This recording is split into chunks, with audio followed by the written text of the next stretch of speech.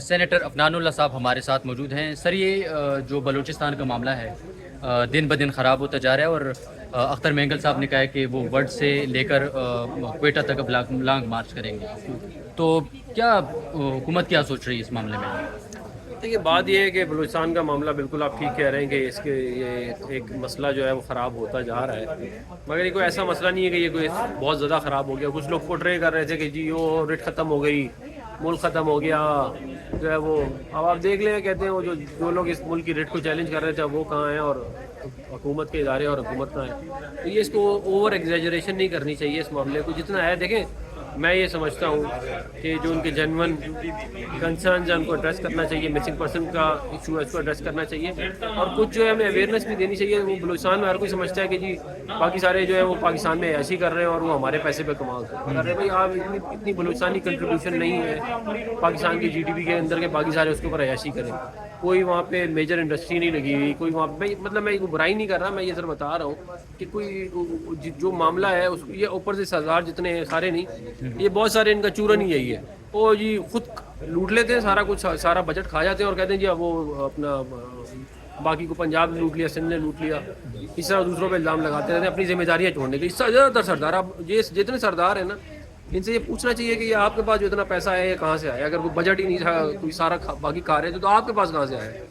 تو یہ ہے اس کا. تو میں یہ سمجھتا ہوں کہ اس کو یہ دیکھنا چاہیے کہ جو باہر سے لوگ انوالو ہیں اور جو انہوں نے بندوقیں اڑائی ہیں ان کو جو ہے اسٹیٹ جو ہے وہ آنی ہاتھوں سے ان سے نپٹے، اور باقی عوام کو جو ہے ہمیں اپنی طرف کرنا چاہیے. سر ماہرنگ کے خلاف بھی قسم کی کیمپین جو ہے وہ چل رہی ہے کہ اب لوگ کہنا شروع ہوئے کہ وہ بھی دہشت گرد ہے. تو حکومت بھی یہی سمجھ رہی ہے یا کوئی موقف ڈفرینٹ ہے آپ کا؟ لیکن بات یہ ہے کہ میں تو یہ کہتا ہوں کہ کوئی دہشت گرد ہے تو وہ ذرا کورٹ میں ہی پروف ہوگا نا. میرے کہنے سے تو دہشت گرد نہیں، لیکن پرائما فیسی جو معاملات ہیں، اگر آپ ان کے والد صاحب کا جو ہے وہ دیکھیں، قبر دیکھیں، تو اس کے اوپر بی ایل اے کا جھنڈا لگا ہوا ہے. بی ایل اے جو ہے وہ پہاڑوں پہ چڑھی ہو اسٹیٹ آف پاکستان کو نہیں مانتی.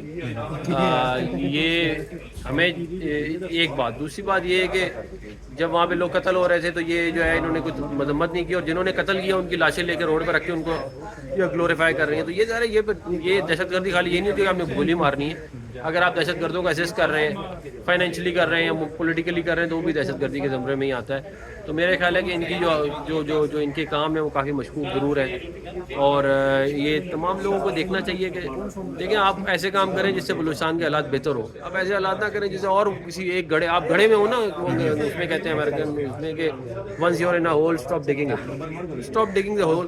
آپ کو جب پاکستان بنا ہے اس سے پہلے بلوچستان میں کتنے ہاسپٹل تھے، کتنے اسکول تھے، کتنے پورٹس تھے، کتنے جو ہے شہر تھے، اور آج کتنے؟ وہ بھی تو کسی نے بنائے ہیں نا. یہ جو ڈاکٹر ہیں ساری کی ساری یہ کسی کالج میں جا کے بنی ہے نا، اس نے بنی تھی آسمان سے. تو یہ اس کو جو ہے وہ ہر وقت نفرتیں، جب آپ نفرتیں بھرتے ہیں نا تو پھر نفرتیں کاٹنی پڑتی ہیں. سر سابق وزیر اعظم میاں نواز شریف جو ہیں وہ اس ملک کے سینئر ترین سیاستدانوں میں شمار ہوتے ہیں. تو سیاسی پارٹیاں اور عام لوگ جو ہیں وہ توقع کرتے ہیں کہ میاں نواز شریف آگے آئیں اور اس معاملے میں کوئی کردار ادا کریں. تو وہ اس طرح کوئی سوچ رہے ہیں؟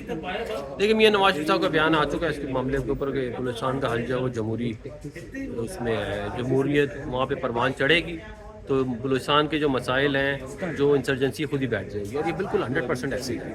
جب وہاں پہ آپ جو عوامی نمائندے ہیں ان کو امپاور کریں گے، ان کو کام کرنے دیں گے، تو 5 سال بعد جو ہے عوام ان کو پوچھے گی نا تم نے کیا کیا. وہ پھر یہ نہیں کہہ سکتے فلانا کھا گیا، یہ کھا گیا.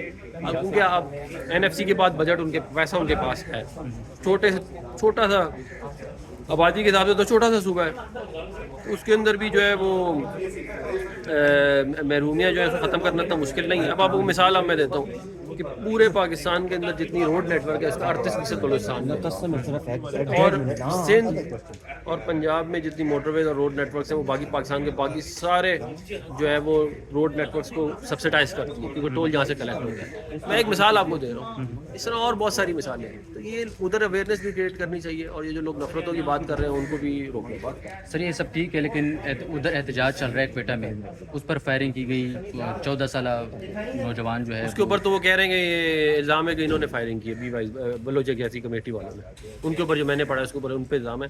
لیکن بات یہ ہے کہ لاشوں کی سیاست نہیں کرنی چاہیے. چاہے وہ PTI کرتی ہے تو وہ بھی غلط ہے، اگر یہ بلوچ جیسی کمیٹی والے کرتے ہیں وہ بھی غلط ہے. یہ تو کوئی طریقہ نہیں نا کہ آپ کہیں کہ جی لاشیں رکھ کے آپ کہیں کہ جی ہمیں ہمارے مطالبات مانے جائیں. اور جو آئین ہے آئین پاکستان کے اندر ہم سب کو رہنا چاہیے, اس میں کام کرنا چاہیے, اور آرٹیکل 5 آئین کا یہ کہتا ہے کہ آپ کی لائلٹی جو ہے نا ٹو دا اسٹیٹ ہونی چاہیے. آپ یہ نہیں کہہ سکتے کہ آرٹیکل 10 کہتا ہے کہ فریڈم آف ایکسپریشن ہو اور آرٹیکل 5 کو میں نہیں مانتا, ایسا تو نہیں ہو سکتا. Thank you so much, thank you.